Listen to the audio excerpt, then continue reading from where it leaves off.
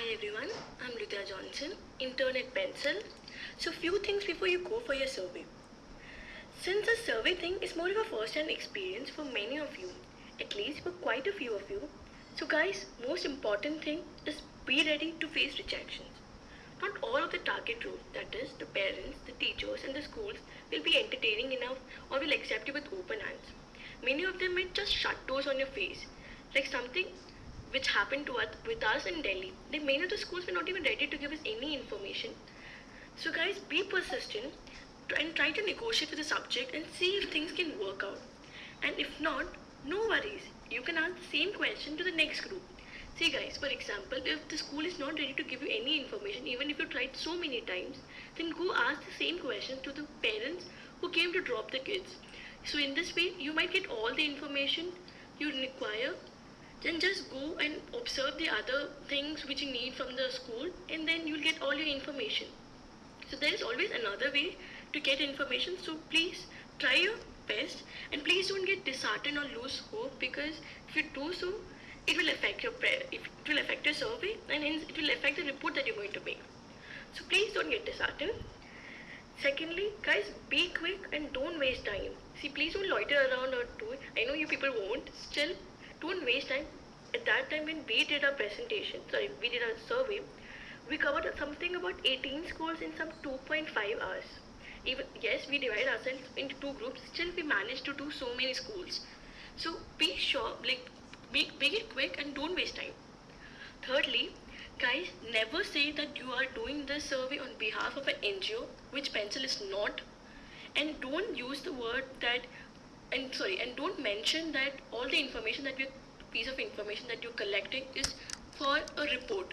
Don't mention that, because the word NGO might seem threatening for few teachers or few target groups. So don't use the word NGO, because Pencil is not an NGO.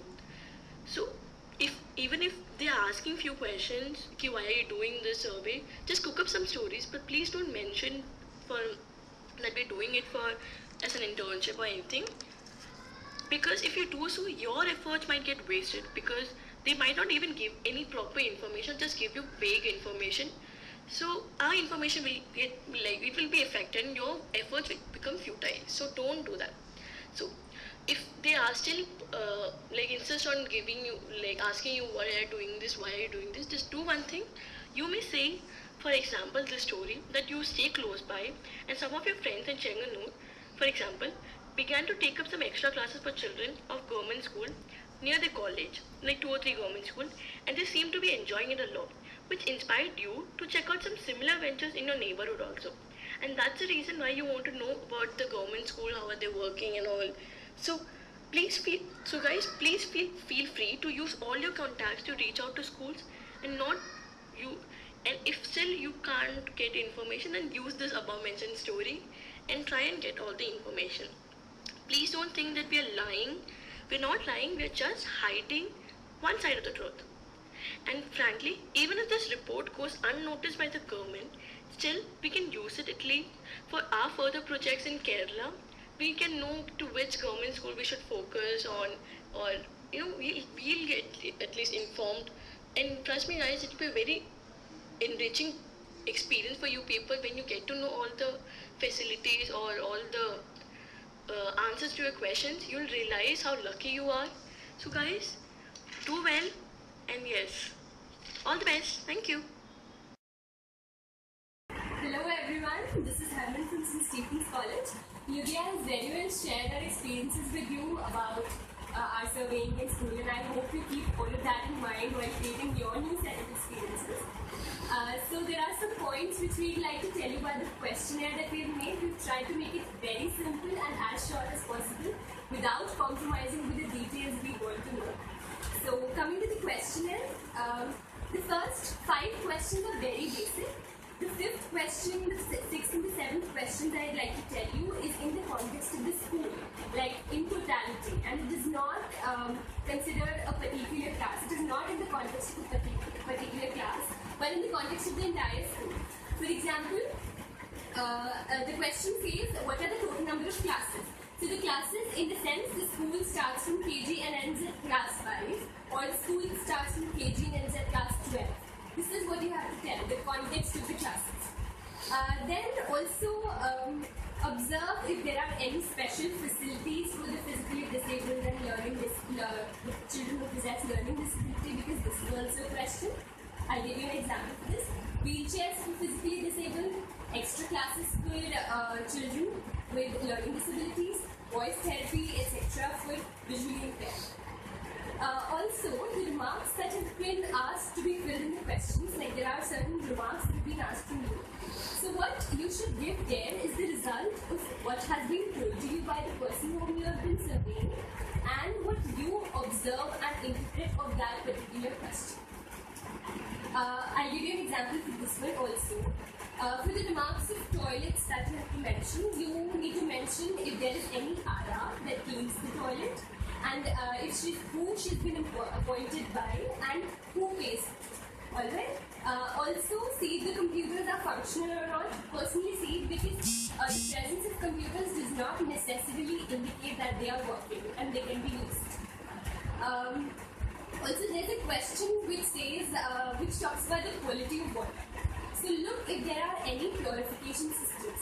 Where does the water come from? This is what you have to mention.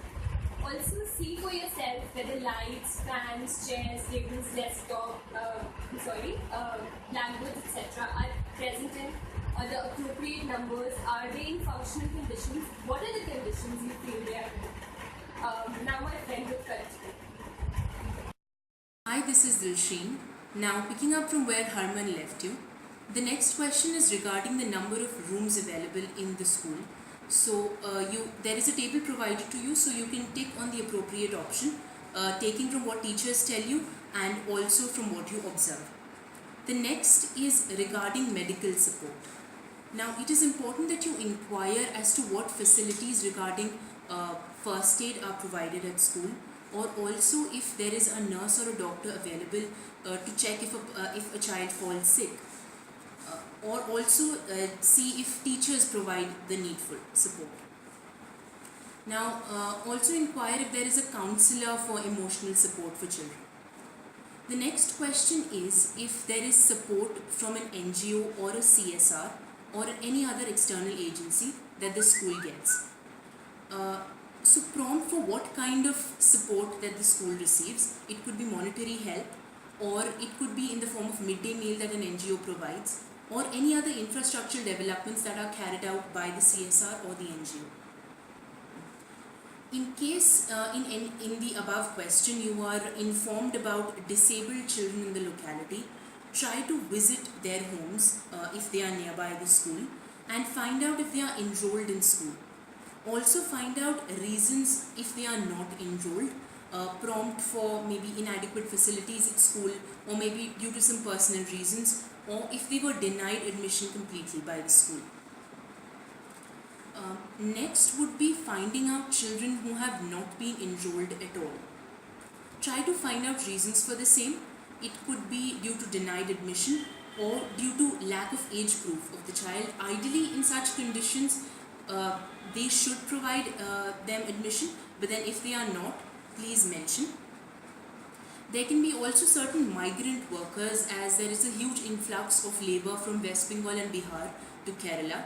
So you could interview some local workers to inquire if their children go to school. Now coming to age issues.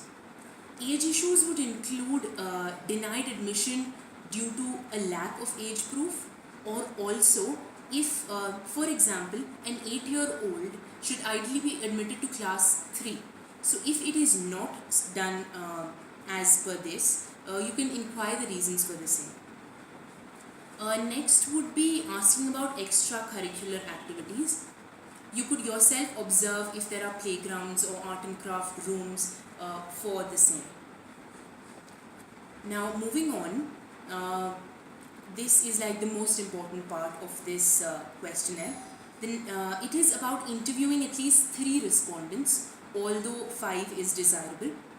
Now all of these questions will be with respect to the last academic year. Now the questions are about midday meals provided or not, or if they were given 2 pairs of uniforms in that particular academic year, and the textbooks. Prompt for extra expenditure that they incurred. For example, what did they spend on apart from what was provided by school? It could be on chart papers, on scrap files, or maybe some notebook covers, extra pairs of uniforms. So write about all of those in the remarks column. Also simultaneously go about asking the occupation of parents in the locality. The last topic of inquiry is about parent-teacher associations. Since two of these questions are supposed to be asked to teachers, so you should remember that you ask them when you go to the school, so that you do not have to go again and again. The general trend regarding how many PTAs are held in the academic year is supposed to be asked. Ideally, there should be at least once in 2 months.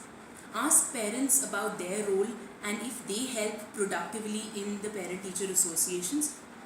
Sometimes schools also ask the parents to just sign a document and then leave, so there is no productive activity carried out during the meeting.